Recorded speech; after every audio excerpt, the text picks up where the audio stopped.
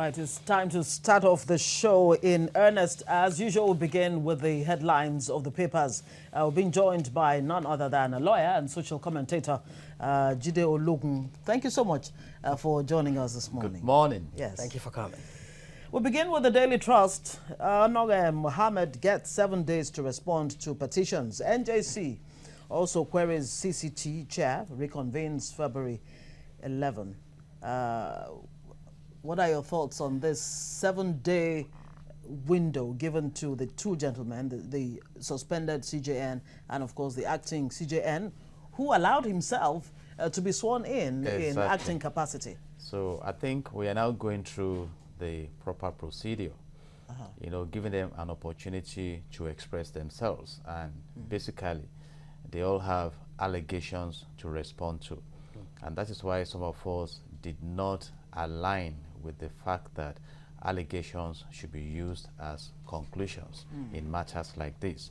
And definitely, when they present their own positions, the commission will be able to take decisions. And you recall also that even the chairman of the tribunal himself, had issues hanging on him. Yes. And right now, the three of them have been called upon to respond to allegations. And I think this is the internal control mechanism. But should the NJC have acted much earlier than this? That is, before if the matter was referred to them. For the CJN? Yeah, if the matter was referred to them. In the case of suspension of Onoge, you realize that one of the key arguments is that the matter would have first been referred to the NJC. But there are two clear issues here. The issue of non-disclosure of assets, and the issue of, qualifying the amount of money found in a bank account, which relates to professional misconduct or whatever. So it was a very tight one, and I think the federal government needed the fastest approach, and they decided to tie with the tribunal, and that has thrown up a tantrum lot of now. issues. But then all these issues can be redressed. Okay, and reps approve 30,000 naira as new minimum wage. Some have described it as good news for the workers. But how soon will this not be a mirage? How quickly this will be realized is another matter. Good news in the sense that it's a response that the labor and the people of Nigeria expected. Not so good news, because in the context of our present economy, 30,000 can really do little, because the recommendation of the International Labour Organization, which has been in existence since 1919, is that workers should earn living wage. And if you tie this to the fact that we are fighting corruption, I think those who work must be well paid to prevent them from being corrupt. And Singapore did that. One of the things Lincoln and you did in Singapore to migrate the country from a third world country to first world is to ensure that workers were well paid, very well taken to care ensure meritocracy, to facilitate, business activities. Well, that, of course, is after ensuring that the basic amenities, good infrastructure, healthcare, education, all of those things are in place. Because if we don't have those, how realistic is this living wage? And population growth. The leader worked on population growth, which is an issue we are still debating in Nigeria. Still struggling with. Police Commissioner approves 8 new DIGs. A sad story here at the bottom column of the Daily Trust. Mother of quintuplets dies at hospital in Delta. Another statistic to the maternal mortality numbers in Nigeria.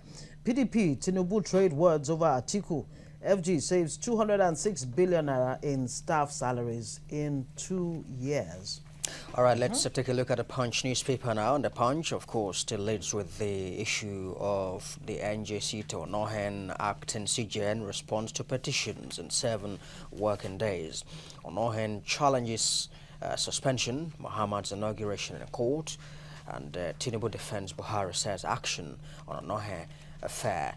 In the context of having asked 2 of them to respond to the petitions that have been brought to them, okay, 3 of them now, but in this case, CJN, acting CJN, Onohen, and Mohammed Tanko, Honorable Mohammed Tanko, what would happen now his actions, the earlier actions that he had taken, would they now be nullified? You know, it depends on the outcome of the recommendation. That's talking about the acting CJN, Yes, of the course. Yeah, CJN. you know, because some are alleging also that he is expected to have declared his assets before even acting. And the professional body is saying now he shouldn't even have submitted himself to be sworn in to act in that position. So those are the internal issues. But I think going by panels and tribunals in Nigeria, I want to make reference to what happened between 1977 and 1979 when $2.8 billion disappeared from the NNPC account. Yes. And a tribunal was set up, and the verdict was that it never happened. But some Nigerians, you know, still insist that it did believe happen. that it happened. So Okay. let's wait for the outcome of these bodies. All right, Atiku reports Buhari to France, Germany, European Union, US, and UK. Yeah, those are the external big brothers, Politicking, so to say. But the federal government has responded, and in particular the chairman of APC. Yeah, he said Nigeria is that no they longer should a step colony. aside. But some Nigerians are saying that if we go there for treatment, go there for investment, send our children there for school, and go there borrowing, we should also listen to them on advising us on how to develop our own country too. So, yeah, but of course the APC chairman did say, yes, while we welcome inputs from these countries, from friends, peer review mechanism and all of that, they need to bear in mind that this is an internal issue with they are Nigeria, worried. For now, it's they internal. should not interfere. If things go the wrong way, which country will pull in those who will rush out of the country? The US we are talking of refugee cases now. You know, you see what's going on in Sudan. Right now, as we speak, about 30,000 Nigerians have been fled, displaced in the northeastern part of the country to neighboring countries. So those are, you know, the internal Serious may concerns. extend to the external. Yeah, true. All right, are you done with the punch? Yeah. Okay, now to the nation. NJC to honor and acting CJN, defend yourselves in 7 days. Petition against CCT chairman Umar sent to commission. Tinubu questions Atiku's democratic credential. Of course, the presidential candidate of the PDP has been saying he spent all his life fighting for democracy, and that, you know, some of us who have studied democracy are yet to agree with politicians claiming they are defending democracy, because democracy has two aspects: the procedural, which has to do with elections and things like that, yes, and the substantive element of democracy, which is to make the human community better. And if we will start from the provision of basic amenities, for example, like what the United Nations is canvassing under the Sustainable Development Goals. Can we say that we have good potable water in Nigeria, electricity, decent work for all? Or can we say we should be proud that right now about 78 million Nigerians are within the poverty bracket, yes, about 13 million children out of school, and the fact that our health, as you just spoke about, the maternal mortality crisis that we have. So I think democracy has a function, and that is to protect the people, provide for the people, and create an enabling environment, which is enshrined in Chapter 2 of our 1999 Constitution of Nigeria as amended. So I think talking about democracy, we are still waiting for still a long way of from good governance that democracy should deliver. Okay, was it one American leader that said democracy is being practiced by non-democrats? What? Referring to Republicans? All right, presidency uncovers plans to settle or scuttle elections, says NSA. Now, this is a very, very troubling one. Even the INEC chairman has been raising concerns about, violence that may occur during the elections. But it's one thing to cry out about, possibility of violence and all of that. It's another, for Nigerians and, of course, the outside world to be given the confidence that, look, we're on top of our game as far as ensuring that security will be in place, to both before, during, and after the elections. But I think we have not addressed the foundation of these elections. But I think we have not addressed the foundation of this electoral violence. What do you think it is?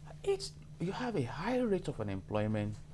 You have a high rate of indifference to developing the country. If, for example, those who are supposed to be in school are in school, right now as we speak, I think ASU is just asking for about 150 billion, and yet we expend about 1.4 trillion naira annually on under recovery subsidy. There's a report now that Nigeria is just about to start accounting for oil. Yeah, that will be tracking every oil exactly. vessel that, So you you look at all those. When people are, how much will you give me now to go into electoral violence? Yeah. I mean, I'm busy. And that is for the a point. person who has something to live for, who believes Exactly. there's so much at stake, So we why have would they so make many themselves of available? these young ones. At a point, the governor of a state resigned verbally as the chief security officer of his state. At a time, he was desperately inviting state of emergency.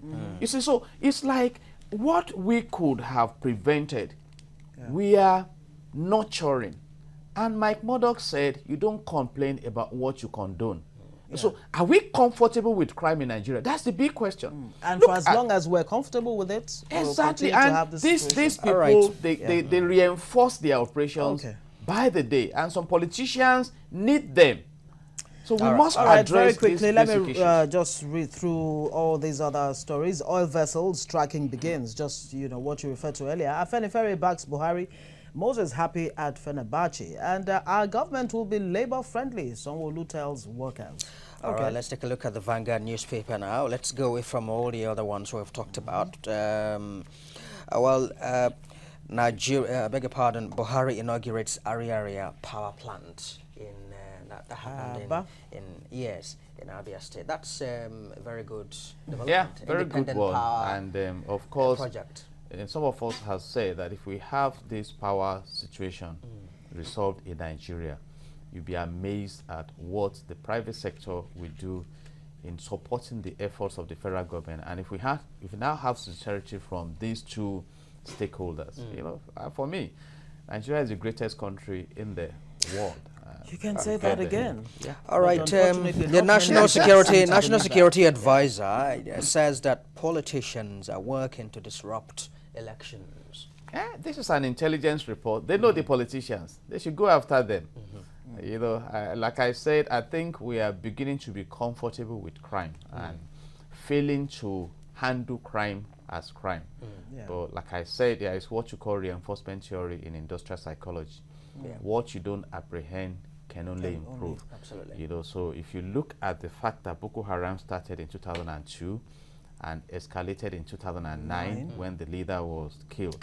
And today it's a global concern, breeding splinter terrorism groups like the Herdsmen and things like that.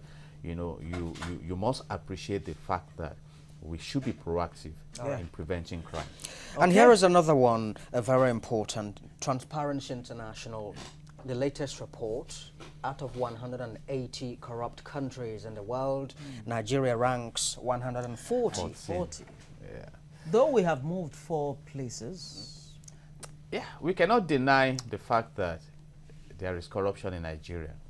But there is corruption in all countries. And I think I want to task you this morning to find out what a Russian leader did. When he came into office, he discovered the high level of corruption and concluded that if I decide to fight these guys, they will stampede me. So he invited them that, hey, I know you've stolen our money, but the condition I'm giving you, bring that money and invest it in Russia. You see, so it was handled. All nations are corrupt. And that is why General Yakubu Gowon retired, expressed his concern at the time that there has always been corruption. But what can we do to tackle corruption? Corruption started in the Garden of Eden. Do you think that's a template that we should, use in fighting corruption? What I'm saying is that we all live with corruption on a daily basis. Every day. It started in the Garden of Eden. So, and it's like, darkness travels backward scientifically. So all you need to do is switch on the light. But darkness will be watching the light from afar.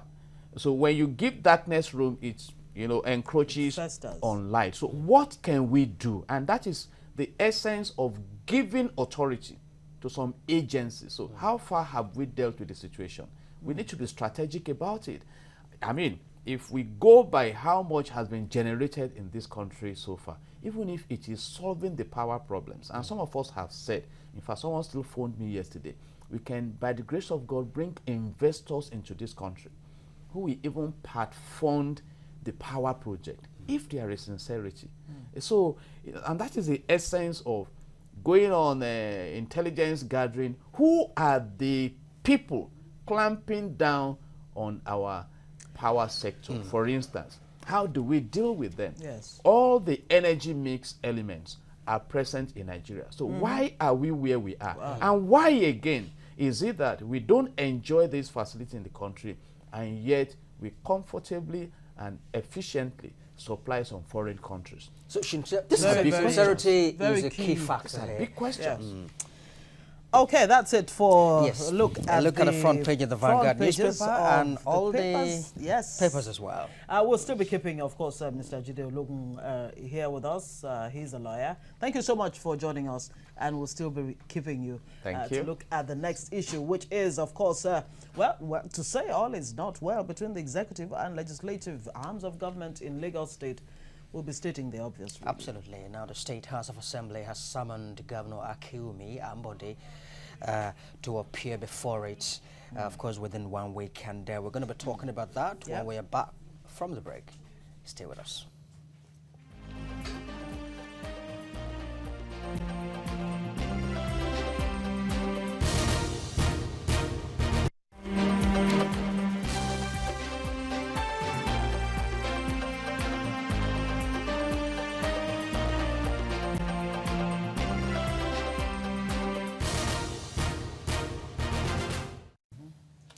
All right, you welcome back. As we said earlier, well, to say that all is not well between the executive and legislative arms of government in Lagos State will just be stating what is very clear to everyone. Absolutely, and the State House of Assembly has summoned Governor Akiumi Ambode to appear before it within 1 week over his failure to formally present the 2019 budget before the Assembly.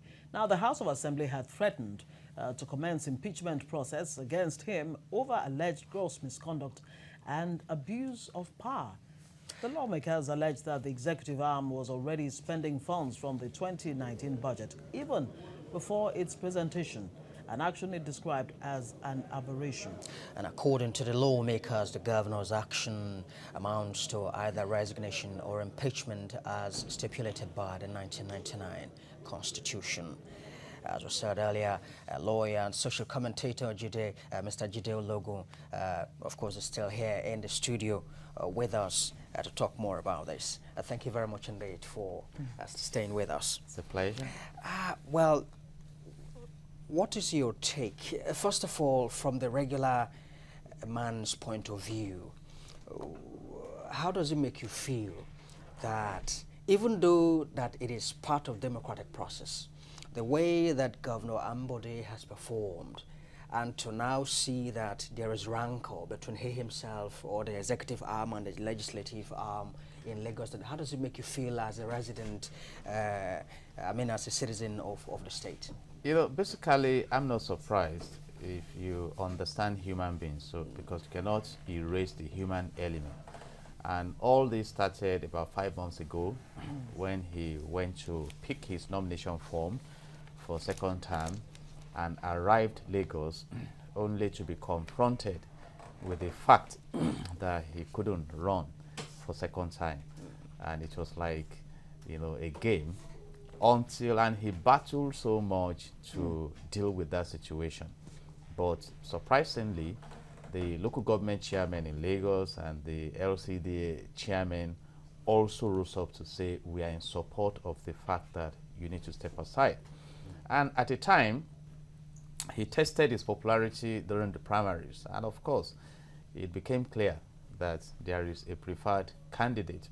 And as a strong member of the party, he had to save the face of the party because there are various stakeholders in politics. And permit me to now talk about the godfather stakeholder, which is a global concept. And how did the Godfather become a Godfather? I recommend that people should go and study that. Okay. Leadership is about influence, you see, and in public relations, you make deliberate and planned effort to create and sustain goodwill and mutual understanding. And I think that is the case of Lagos State, because the former governor of Lagos State, Babatunde Rajafashola's son, was also tested by the second term withdrawal.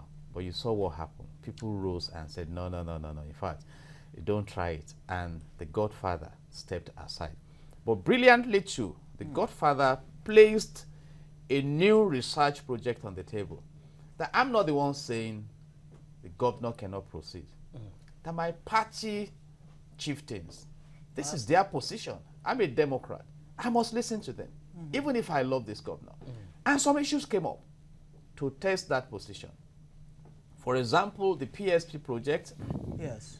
that, you know, were paraded to belong to some of the chieftains, was stepped aside for Visionscape. And the Visionscape also was not effective in cleaning up Lagos.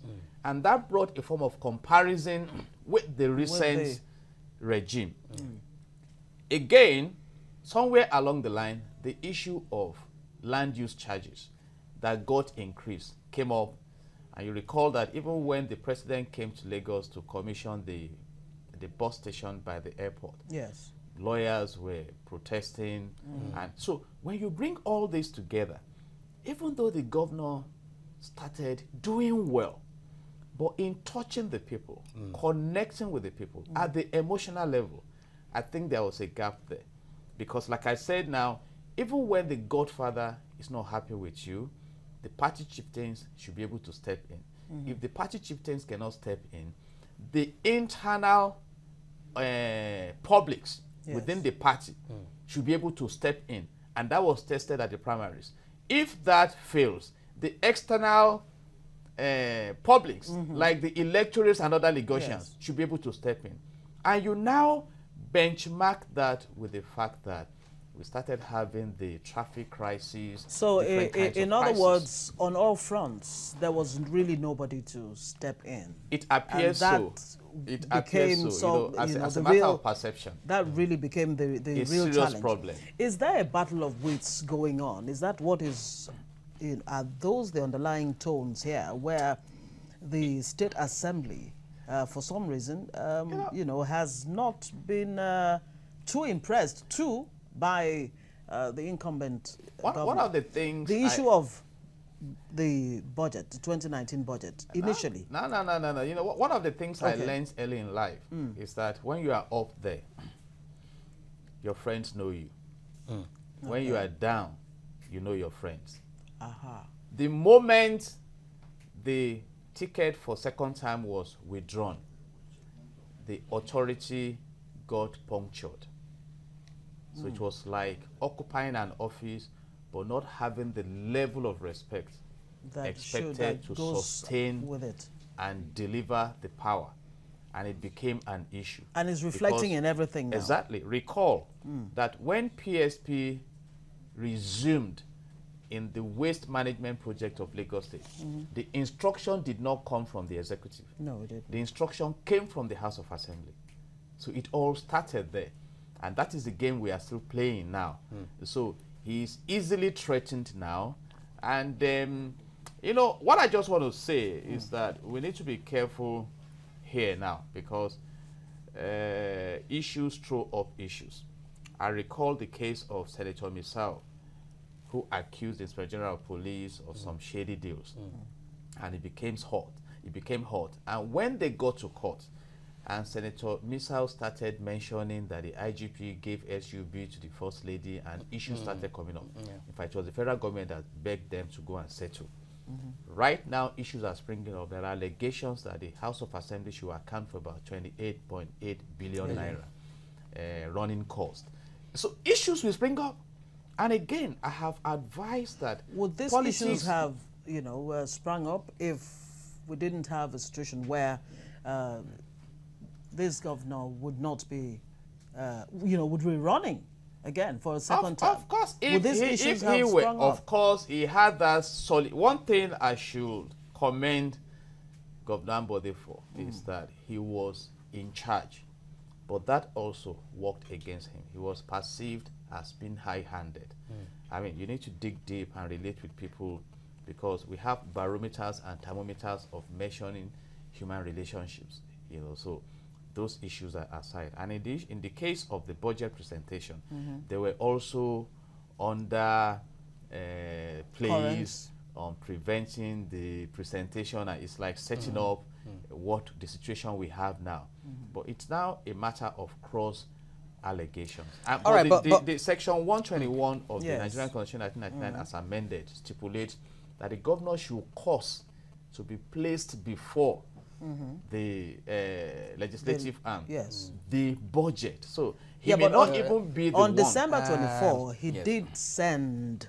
Yeah, but it's now the budget power- and attached a note that he was going to present formally the budget come December 28th. Exactly. But of course, the members They were on vacation. were on Yes. vacation. Exactly. They could not until they fixed the January 21 date, which we hear the governor was there, but of course the issues of constitutionality kicked in, that Exactly. he had violated section 122 of the constitution and all of that.